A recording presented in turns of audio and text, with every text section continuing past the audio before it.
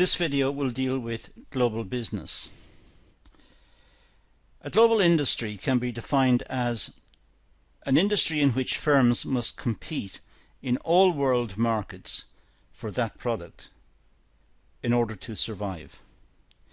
So firms must compete in all world markets for the product it's making in order for it to survive. So domestic markets are not big enough or are not capable of producing enough revenue to sustain the company. It must engage in sales overseas in other countries to try and make up a market sufficiently big to enable the industry to continue in existence.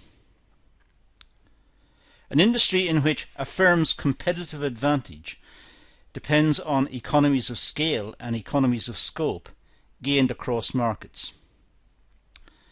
Well, both economies of scale and economies of scope are the subject matter of other videos, but very briefly, economies of scale means economies due to size, so bigger companies may have lower average costs.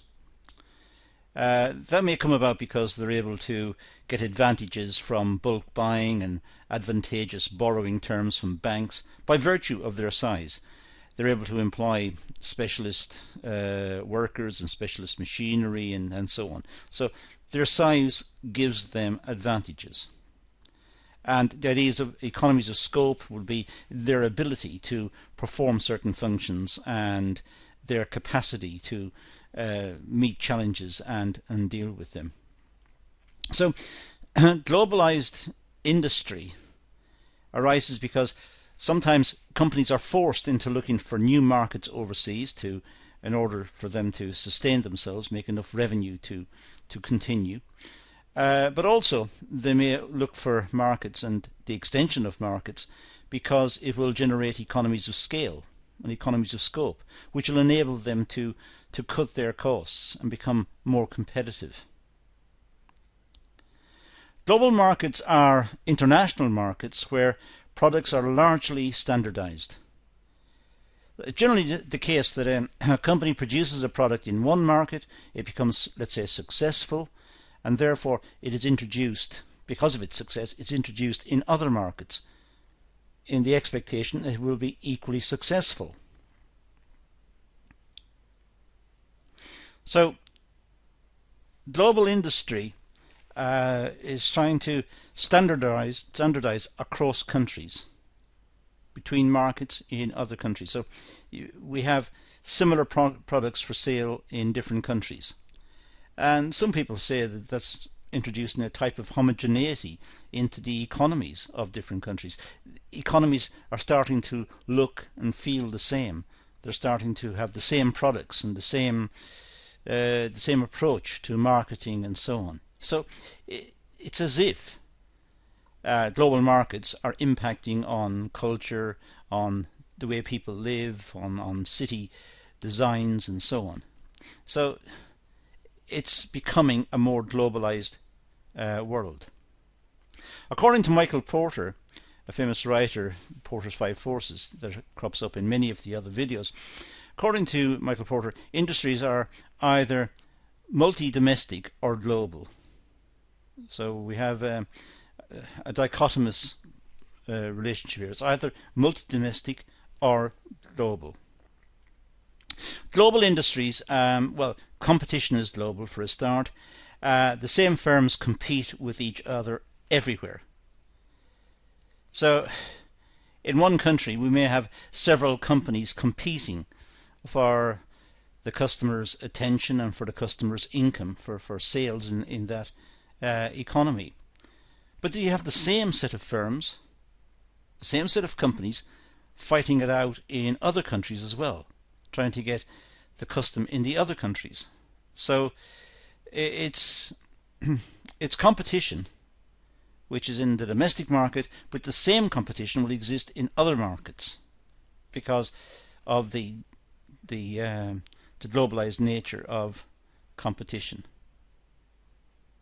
Multi-domestic industries, well, firms compete in each national market independently of other national markets. So multi-domestic means the firms compete within, let's say, the home market, whatever that is. Let's say they compete within the home market, and they compete with each other, and that's independent of what they do in other markets, perhaps overseas. So it's multi-domestic. There are many companies in the domestic market that are competing and trying to survive. Sometimes we get the same companies operating in another market, which sounds like it's global, but they are pursuing different goals, different objectives. They have different orientations, different policies, different strategic policies perhaps. So in a sense they are different to what's happening domestically, and this makes them multi-domestic industries. They are concentrating their policies on a particular market, albeit they might have a presence in other markets, and they will concentrate on that particular market. Whereas globalized industries tend to be more they have one set of policies. They're working on the organization, growing it into one large organization across national boundaries. Multi-domestic, in a sense, the companies keep their integrity. They remain independent, but they are competing in different markets. In general, businesses adopt a global strategy in global markets and a multi-local strategy in multi-domestic markets. So multi-local strategy means that the same company may operate in different parts of the domestic market. They may operate in different regions. They may operate in different segments of the market, indeed. So multi-local strategies in multi-domestic markets and global strategies in global markets. Now the global strategy, well, let's break it down into 8 points. I've grayed out the points on this slide, but here we could bear in mind a company, say for example like Sony, which would be a good illustration of what we're going to talk about. So just bear Sony in mind and we'll go through the points. We'll start with obviously enough, the first one, which means global strategies competing in many, if not all, countries. So the company has a presence in many countries. So it has a global strategy. The single strategy, it could be a single strategy covering the company, which just simply happens to be in different countries. So it competes in many countries. Understanding that success requires a presence in almost every part of the world. And because of the impact of globalization, companies have seen their average costs fall because it's cheaper to produce perhaps overseas. They see economies of scale, economies due to size, and also they have a much bigger market. So there's a lot of advantages from engaging in global production and global marketing. So when one company is seen to be performing well, others of course want to copy. So understanding that success requires a presence in almost every part of the world. And that's exactly what we see today. We see big companies operating in almost every country. Making the product the same for each market. Well, standardizing the product, of course, means a reduction in costs. The product is standardized. They'll have standardized production techniques, standardized processes, and the expertise for building or making the product will be well established within the organization. So there are advantages in making the same product for each market. Marketing advantages, production advantages, distribution advantages, personnel advantages. There are many advantages from making the same product for each market. There is a centralized control of the company. In globalized situations, generally speaking, there will be some center, there will be the base, the country that the company calls home. That will be the base, and that will tend to determine the policies pursued in different countries. Meeting customer needs and wants across international boundaries. Well, a global strategy must do that. It must attempt to meet customers' needs and wants. If it doesn't, it's not going to succeed. So it must aim at satisfying customers' needs and wants across international boundaries. Certainly if it's going to have a long-term presence in those markets. Locating their value-adding activities where they can achieve the greatest competitive advantage. Well, it's a question of looking at the overall production system. It could be parts of the item is produced in one country and moved to another country, and in fact the product may be made in several countries and perhaps assembled in a different country. But it's for the business to look at where their greatest strengths are. Where do they make the greatest savings? Where is the greatest expertise? Where is the greatest efficiency? And wherever that is, that could be the market that they are appealing to. So the other items come into that market for assembly and distribution around that system. So companies look at to see where they are most efficient, and then trying to locate that expertise and that advantage close to a large market.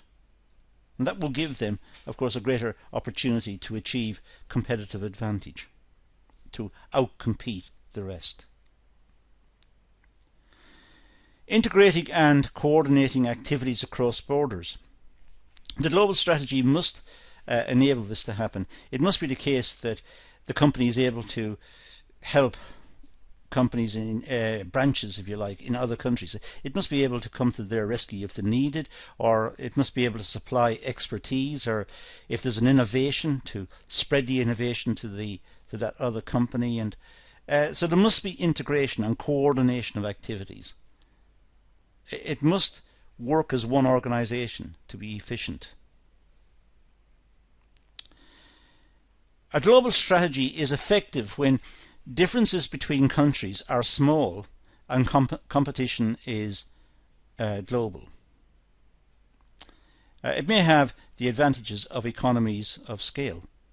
So global strategy is effective when differences between countries are small. If there are big differences between countries, then the company will have more problem in tweaking its operations to suit different countries, different cultures, different economic systems, different ways of working, different education systems. The companies will have to adjust quite radically to different countries. But if all the countries it enters are very similar, then of course it can reap the advantages of globalization easier. I'd say it may have the advantage of economies of scale. For example, lower costs. Economies of scale, as I said earlier, due to, for example, advantageous negotiating strength with the banks, trying to negotiate perhaps overdrafts or loans or some sort of source of finance. It will have an advantage if it's a big company. It'll have an advantage in recruiting and retaining workers. They like to work for big companies. And it'll have advantages in distribution, and perhaps it might have specialist machinery. It may have secured raw materials from a source that will only sell to the big company. So overall it may have lower costs. It may also, as I said, be able to coordinate activities. Because it's a large company, it's able to plan more effectively where products are made and where components are made and where they're assembled and what's the most efficient way of doing it. And there may be faster product development because there may be different perspectives of the product in different countries, different requirements by customers, different ideas about production. And that means there could be faster product development, more new ideas coming through.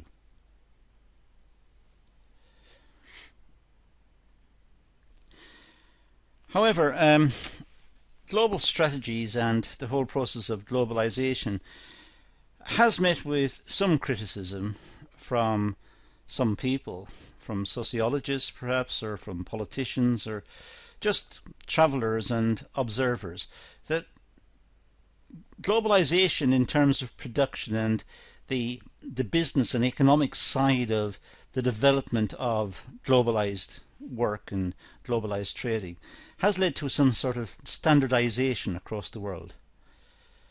It's the case that when we travel, if we go to various cities, we will see essentially the same shops. We will see many shops which are the same, and we will see outlets selling and retailing similar products.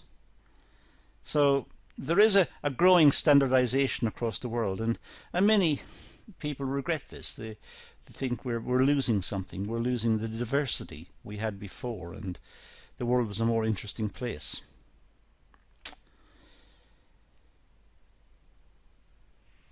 Multi-domestic strategy. Well, this involves products tailored to individual countries. We think of products aimed at particular countries. For example, air conditioners are particularly suited to tropical countries. So the big industries in air conditioning, the big producers, normally are clustered in countries with very high temperatures and with a requirement for air conditioning. So it involves products tailored to individual countries. Multi-domestic strategy. Innovation comes from local research and development. The companies operate within particular markets and will rely on their own research and development teams to innovate the product. Of course, the innovations may be orientated towards the conditions in that country, which is the most logical thing to happen. And the R&D teams will be drawn from workers from that particular country, so they will know the requirements very well. So they're best suited to be based in local companies. There is decentralization of decision making within the organization. There can be various layers of decision making, in fact, with multi-domestic companies. It could be that the company, the originator, if you like, the company in the original country may still have a major say in the organization and may still influence strategy and policy and design and processes and marketing and so on. So it still may be dominated in that way.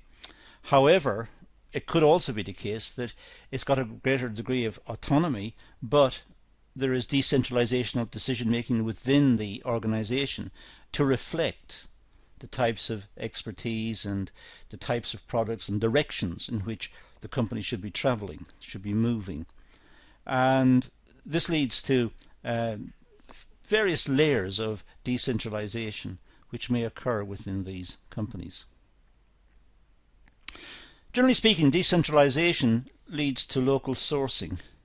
When there is decentralization, it may mean that there is an expertise within the decentralized area, an expertise in terms of where sources are, the types of products, reliability, personal knowledge of markets and so on. So it means that local sourcing may be used.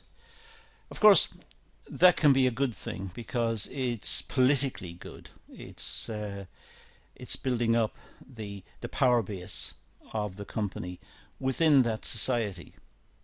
The government will see it as a major employer and a growing employer with growing importance. There could be a downside, of course, that the local sourcing may be more expensive than that available elsewhere, and perhaps the cheapest option is to make components in other countries and move them to one country for assembly. But that may meet with bad press and objections from the government. The disadvantage of serving local needs are high cost to tailored products, due to tailored products. When products have to be amended to meet local demand and local requirements, they are in a sense being tailored to that market. And the advantages of globalization was to have a standard product. Now, if the products have to be amended for local markets, some of the advantages of having the standard product will have been lost. The core of the product may remain the same, but its attributes, its design, its the whole nature of the product may have to be amended in some way to meet local requirements. So that militates against the advantages we talked about in terms of why globalization comes about. It may come about because there are perceived advantages due to standardization. Now standardization has been lost. It could be that there is duplication across countries. Sometimes companies produce an item, it becomes successful, and instead of looking for economies of scale in one center, the company reproduces itself in another country and starts making the same product, identical products, is duplicated. And that sounds like it's bad, and in a sense it is, because they've lost the advantages of economies of scale. However, there is one exception, that if the original company was operating at its minimum average cost, minimum long-run average cost, in other words, it was working with the most efficient plant at the most efficient level of output, then if the company tried to step up its production so it could export to subsidiaries in other countries, if it was to step up its output, then its long-run average cost would increase. So maybe the best policy is to have a country operating at peak efficiency, long-run efficiency, and not increase the output further, because any increase in output will lead to an increase in cost in that country, and then duplicate the plant in another country so that the other country will also experience falling costs and efficiencies. Like everything in economics, there's an argument against that as well, and that is, of course, it depends critically on the size of the markets. If the company is fortunate enough to have achieved its long-run efficiency with a certain market size, then it's lucky. It's lucky to have satisfied all the market at maximum efficiency. But then duplicating itself into another market doesn't mean it's going to have the same size of market, so there may be inefficiencies in the second plant in the other country. So it's just worth thinking about. There are issues associated with duplication. Comparison of the two strategies. Well, there are four drivers determine the extent and nature of globalization in an industry. The first set of drivers are the market drivers. Similarity in customer needs.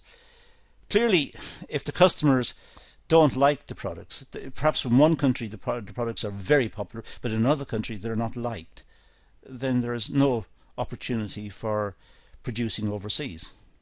There's no market, so there will not be globalization.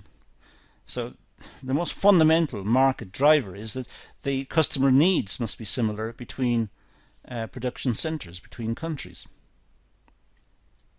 There should be a global distribution network. There should be a way of enabling the companies to produce in other markets and distribute in other markets, and move personnel and equipment and expertise and components and so on from one country to another. There should be some sort of network that's facilitated. Now, this would have to be negotiated politically, and the infrastructure would have to be in place to enable it to happen. But if it wasn't in place, then the whole process of globalization could be very expensive indeed, and in fact it may deter the whole process. Transferable marketing. Well, whatever marketing skills have been picked up in one country related to the product, the chances are those skills could be used in other countries. At least some of the skills maybe. Perhaps there might be cultural differences which lead to some processes and some ways of marketing not to be adopted in other countries because they militate against cultural requirements. But there could be transferable marketing initiatives. And it could also be the case, of course, that what the company has found in the original country related to the product from its market research, that could also be true in the other country. It's a question really of trying to match the two sets of experiences to see what works. The second set of drivers are the cost drivers. Well, the potential for economies of scale, as I said before. Economies due to size, due to the advantages of bigger operations. When markets are big, companies tend to get big and their long-run average costs may decline. At some stage, of course, the companies may get too big, so that they're actually difficult to control, difficult to coordinate, and costs will rise because there's a breakdown in management. They're not able to effectively control the business. So there are diseconomies of size, diseconomies of scale, after certain levels of output have been reached. Another cost driver would be low transportation costs. Transportation costs have fallen. With the globalized world in which we live, there have been enormous developments in freight transportation and in container transportation. Ports have been adopted. We see bigger ships, and so transportation costs, generally speaking, have fallen, and that will encourage globalization. Product development costs may also be an issue. Sometimes companies are able to develop a product in one country. The cost of developing it may be significant, and perhaps the market in that country will just about cover the costs of development and the cost of research and development and so on.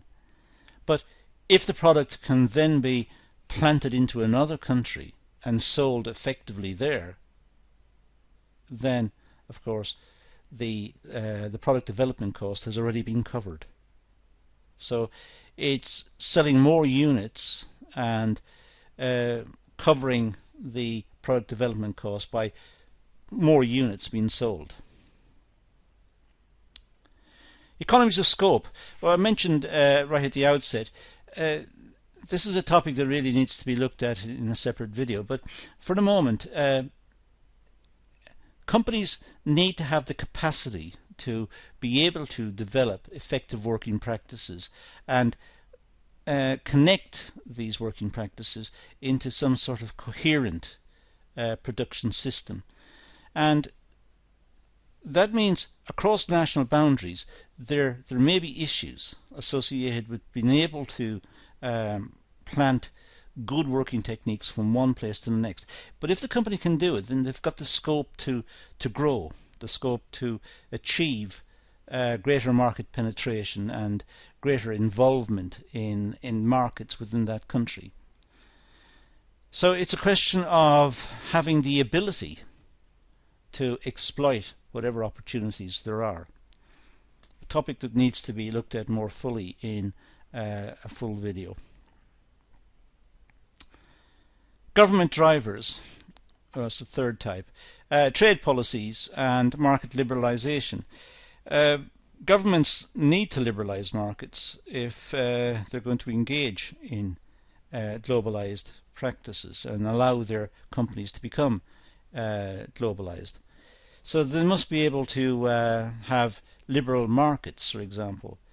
Markets should be allowed to work effectively, and there should be very few obstacles to international trade in the form of restrictions on trade, tariff barriers or quotas on imports. Generally speaking, these are being lifted anyway through negotiations through the World Trade Organization. But nonetheless, it's important that these are removed so there's greater market liberalization both within the economy and between economies to enable companies to trade effectively between international centres.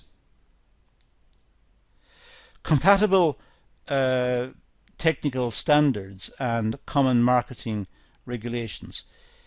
It should be the case that the companies are able to translate the technical requirements for the product's production into standards that are understood in the other country. This may be quite simple, moving from metric to imperial or imperial to metric.